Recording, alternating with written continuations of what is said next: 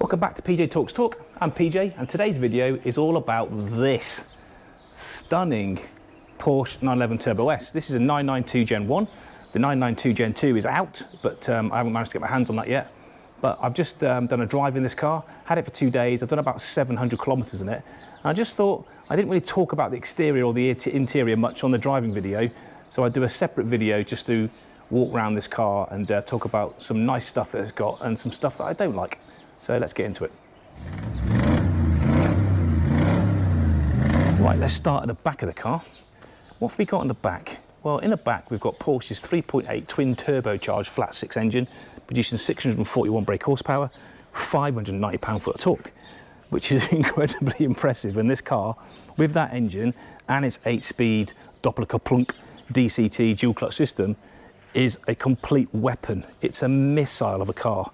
It sets off like a scolded cat. Incredibly powerful. What else we've got at the back? We've got the big wing on the back. That's PAA, Porsche Active Aero, that comes up and goes down. And when you put it into Porsche Sport Plus, we've got this lovely light bar across the back, really nice shaped rear tail lights, and that's changed for the 992 Gen 2 in the fact that these are more flush. It's all one thing rather than this step down here. But again, I really like the back of this car. It's a stunning, beautiful back end of a car. Down below then, we've got the vents. The vents here, again, air cooled out of the engine. Again, the two here as well do the same thing. And we've got the optional sports exhaust fitted to this Porsche. Normally it comes with like two square oblongy cut sort of pipes there and two oblong ones there, if you like, for the standard exhaust. But this is the sports exhaust. Very nice back end. And then obviously the important badge, 911 Turbo S. On top of here, we've got a lot of cooling going in here. Vents that the air comes over through these little veins and is forced into the engine. And again, you've got vents here and here for the two fans that sit here to cool the engine as well. And Porsche are very good at keeping their engines cool. Very similar to McLaren in the fact they get a lot of air forced into that back end of the car to keep the engine cool, especially when you're doing track days. This particular car is a cabriolet, as you can see from the very burgundy roof. Now, that's not my taste, subjective, I know. I'd go for a black roof, not the burgundy roof. However, burgundy does look okay on silver, and it looks okay on white, but yeah, like I say, I would definitely go for a coupe, not a soft top. But Porsche do this very well indeed. Very well engineered, and because it's like hard lining inside and then sound deadening, actually quite quiet in the cockpit for a cabriolet. But I'll show you the system coming down and going up later on. For now, let's look at the side of the car. What we've got on the side? Well, front and rear, two massive wheels, 21s on the back, 20s on the front, 215 across in terms of the contact patch, and 315 on here. So the rear wheels are big contact patch, but it's needed for all that huge amount of torque that you can put down on the road through those tyres.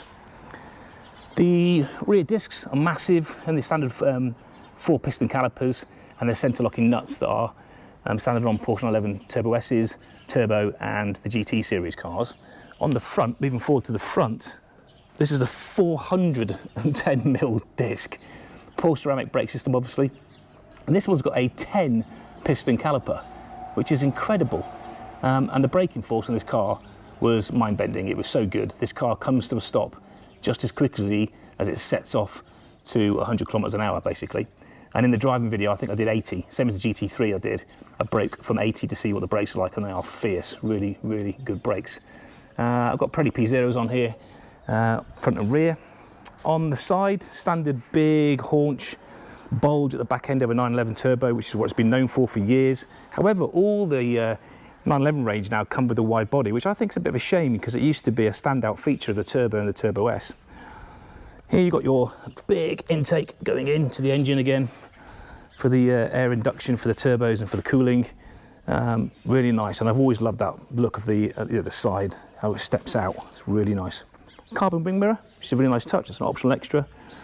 Carbon side skirt down the side. Fuel cap where it's always been, and they've kept sort of close to their heritage and kept them there, which is quite nice. Round to the front then. You've got Porsche's Active X Sight headlights, which they move when you turn corners. They're really good, very bright, very effective at night. And they look really nice in that shape, the correct shape for a 911. And ever since the 996, they've kind of stuck with that, which is a good thing.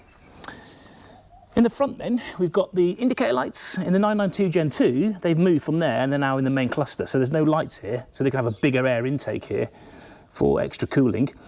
These vanes, the vents here, when you start the car up, they move, which is incredible. And it's designed that way so that when the car needs to cool, they're open, and when it doesn't want to have the drag, they're closed.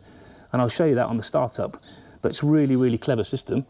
Also, the front splitter you can see is quite small underneath. When you put that into Sport Plus, that front splitter will come down, and it's down quite a lot actually, and improves the downforce on the front end, and then for improving your grip. Standard parking sensors and stuff, and the beautiful Stuttgart shield and the prancing horse of the Porsche badge. On the bonnet you can see as well, it's shaped really nicely to force the air over the top of the car. And it's a very nice look, and these arches that bulge here, you can see them from the driver's seat, just make the Porsche 911 just so nice. I love this car, it's such a pretty car. That's really it then for the outside, nothing really else to talk about. Let's dive inside and have a look inside. Just before we jump in, I wanted to start the Porsche and show you the roof coming down, because it's pretty cool. Rear clamshell comes up once you press the button, and then the roof retracts very quickly. And you can do this up to a maximum speed of 30 kilometers an hour, which is pretty cool. You can be on the move and put it down and put it up. There's a little separate button for the rear wind deflector, which if you've got passengers in the back, takes their head off. So you can only use that if you haven't got any rear passengers. Let's face it, only kids fit in there. The main window then comes up, and again, you push the button the other way and the little quarter window will come up. That with the wind deflector up, makes the cabin really, really quiet. There's no turbulence. You still get some fresh air coming in, obviously, with the roof off. In the reverse, press the button, the windows come down together, the clamshell will pop back up again, and then the soft top, which is actually rigid inside, it's got hard panels inside, not like the old cabriolets, so there's less road noise and things that leak. Yeah, and then the main windows come back up again. And that is it. You can have a quick look from the rear, just so you can see how high that clamshell comes up.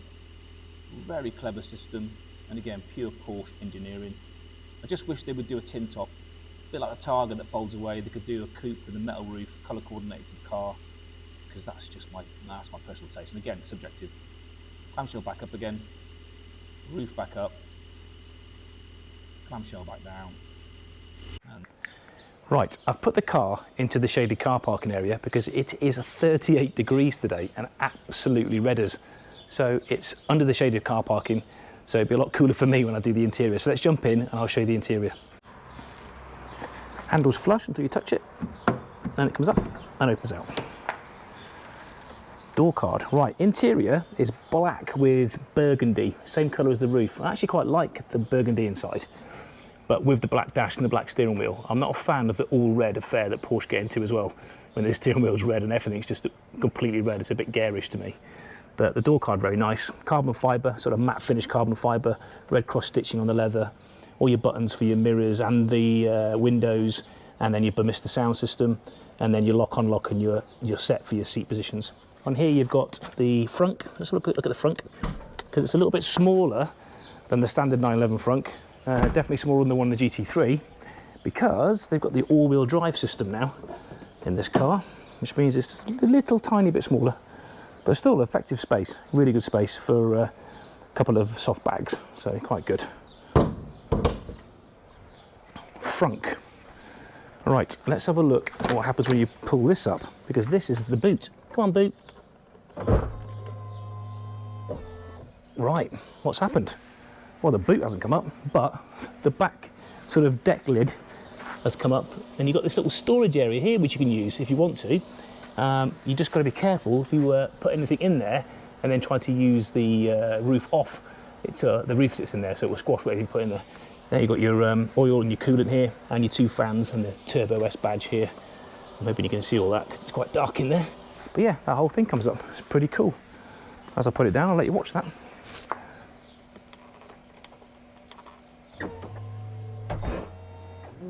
Yeah, doesn't mess about. Up and down. Let's have a look at going up.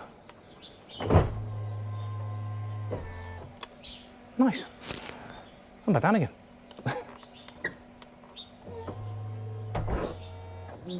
Right, enough of that. I love a bit of Porsche engineering. Back inside. On the sill then, 911 Turbo S, all lit up, which I think is really nice. A little bit of storage in the door here, pocket here where the key is. The key's very nice, colour-coded key with Porsche on it, same colour as the car. And then here, more storage here. Right, let's jump in. So the seats in the Turbo S are lovely. They're the sports seats, but they're the sports kind of plus comfort seats, and they are incredibly comfortable. In the rear, you've got your tiny seats for humans with no legs, 2 of those with a centre bridge.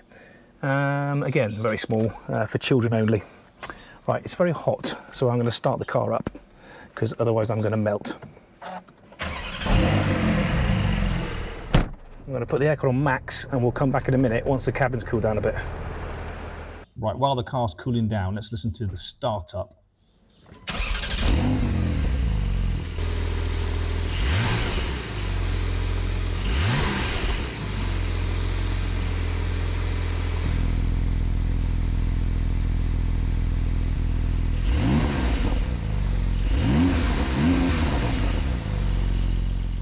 Here's a cool look at the slats that I spoke about when you start the car, closing and opening to either reduce drag or allow cooling air in.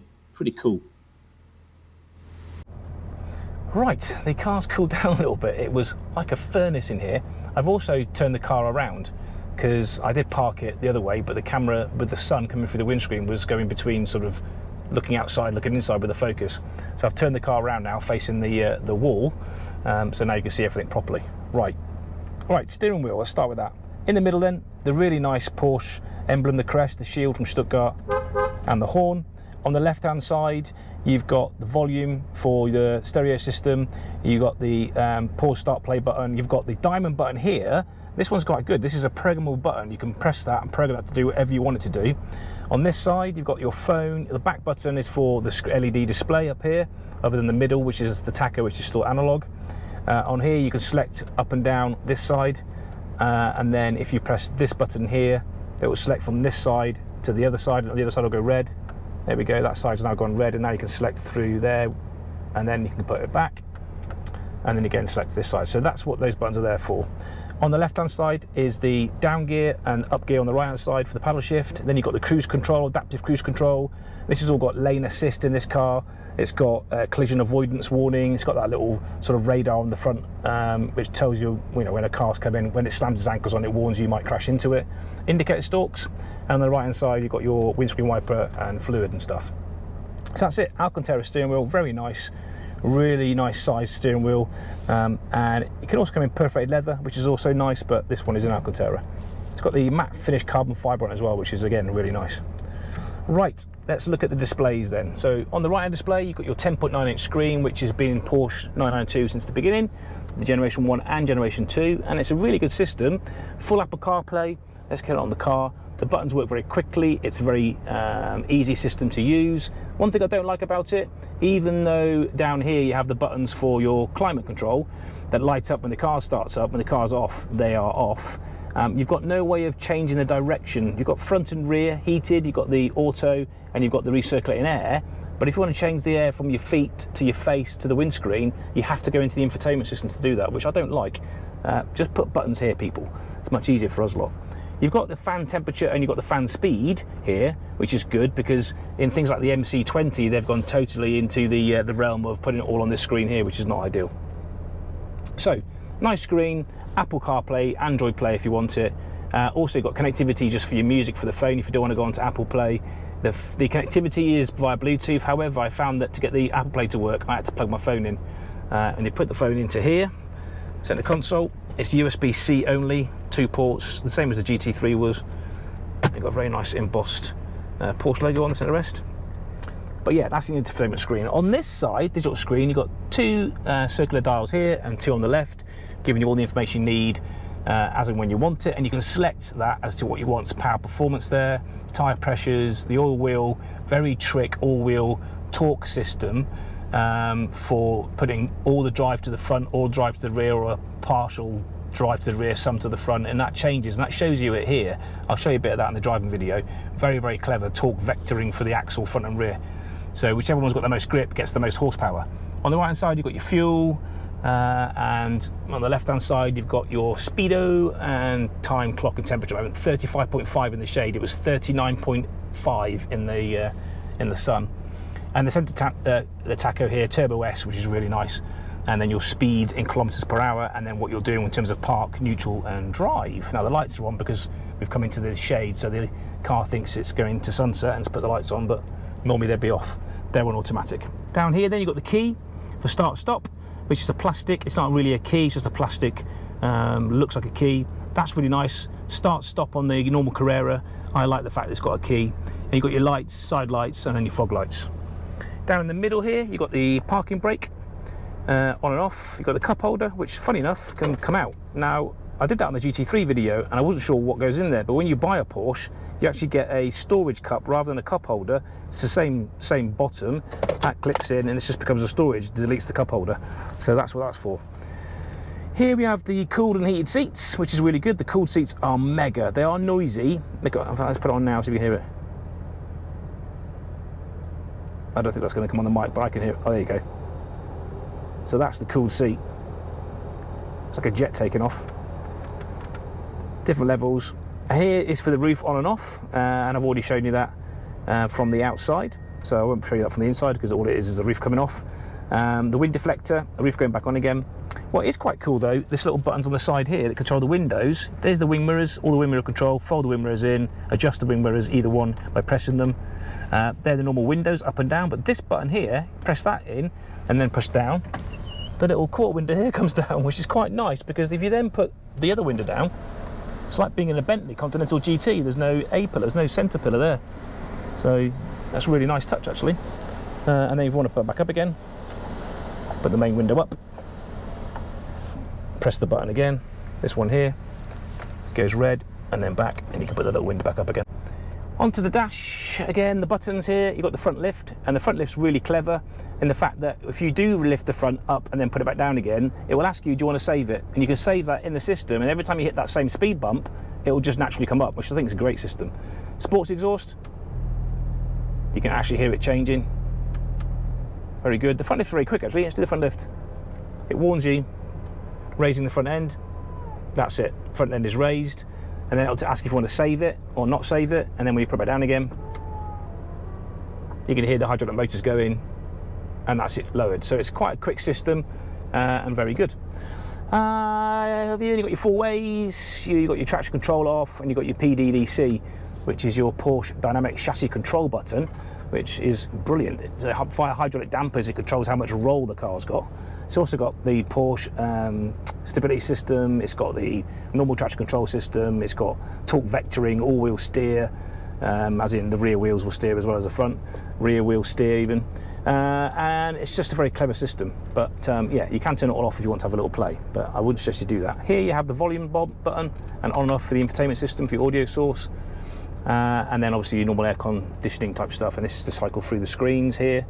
You can go through the screens with this button if you want to, or it's all touch screen if you want it to be touch screen. Sports exhaust on, tells you the sports exhaust has come on, which is quite nice. You can do the rear spoiler, but you have to be driving for that.